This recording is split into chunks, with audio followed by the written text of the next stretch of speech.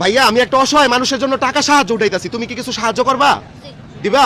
তাহলে দাও, অসহায় মানুষটা আমরা দিমু, যা পারো একটু সাহায্য করো ভাইয়া। কত দিছো ভাইয়া? 100 টাকা। এটা কি অসহায় মানুষের সাহায্য করছো? মন থেকে দিছো? তাহলে আমি জায়গা। আচ্ছা ঠিক আছে, আল্লাহ হাফেজ। তো দর্শক যেটা দেখলেন যে ওই ছেলেটা আমারে 100 টাকার একটা নোট দিয়ে দিছে। ভাই ওর মানবতাটা দেখছেন আপনি? হ্যাঁ। আচ্ছা ভাইয়া তুমি যে আমারে 100 টাকা দিলা, কেন দিলা? সব মানুষদের জন্য। তুমি আজকে কয় টাকা বিক্রি করছো একটু দেখো তো। 200 টাকা। হ্যাঁ। আচ্ছা তোমার নাম কি?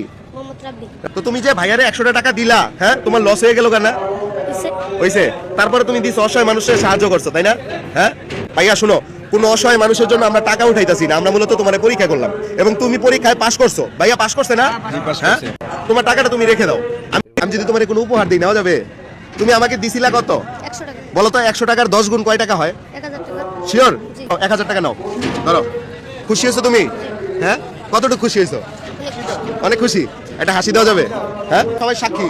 ঠিক আছে, ও হাসি দিবে, ওর হাসি যদি সুন্দর হয় আমি দিব 500 আরো, কিন্তু হাসি সুন্দর হইতে হবে। ঠিক আছে দর্শক, আপনারা দেখবেন যে ওর হাসিটা সুন্দর হইতেছে কিনা। এই যে আমার মতো হি হি হি শব্দ হইতে হবে। তো দর্শক রাব্বি হাসি দিছে, হাসিটা কেমন হয়েছে কমেন্টে জানাইতে বলবেন না। হাসির জন্য আরো 500 পাইলা, তাহলে মোট কত পাইছো? 1500।